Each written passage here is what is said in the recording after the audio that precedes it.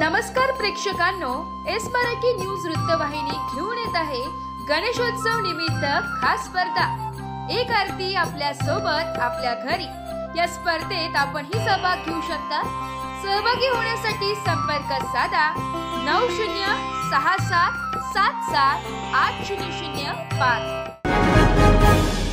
नमस्कार, मी गौरी सूर्यवंशी, एस मराठी मध्ये आपलं स्वागत। बोलूया आजच्या बातमीकडे। येऊ घातलेल्या गणेशोत्सवासाठी कारागिरांकडून रंगरंगोटीचे काम अंतिम टप्प्यात आले असून सजवलेल्या मूर्तींना भाविकांकडून मागणी असल्याचं चित्र दिसत आहे। गेल्या काही वर्षांपासून दिंडोरी शहरात परराज्यातील कारागीर व्यवसायासाठी येऊन वेगवेगळ्या मूर्ती बनवून विक्री करीत आहे। यावर्षी गणपती बाप्पाच्या मूर्ती बनवण्याचे काम करीत आहे। सध्या भाविकांसाठी तयार केलेल्या मूर्तींना रंगरंगोटीचे काम करण्यात हे कारागीर व्यस्त आहे। गणपती उत्सवाची चाव लागताच हे कारागीर वेगवेगळ्या प्रकारच्या मूर्त्या बनवून तिला सुंदर रूप देण्याचं काम करत असतात। 6 इंच पासून तर 9 फूट उंचीपर्यंत आकाराच्या गणरायाच्या मूर्ती बनवून त्यांना रंगरंगोटी करत असतात।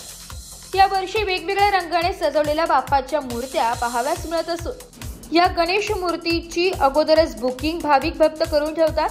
सध्या शहरांमध्ये अनेक ठिकाणी मोठमोठी बाप्पासाठी शेड तयार करण्याची कामे तसेच विविध प्रकारच्या लाइटिंग करण्याचे काम सुरू आहे।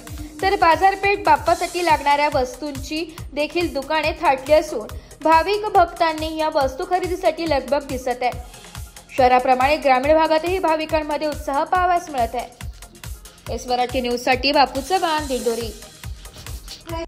अशाच नवीन ताज्या घडामोडी जाणून घेण्यासाठी आमच्या एस मराठी न्यूज चॅनलला लाईक करा, शेअर करा, सबस्क्राइब करा आणि बेल आयकॉनला क्लिक करायला विसरू नका।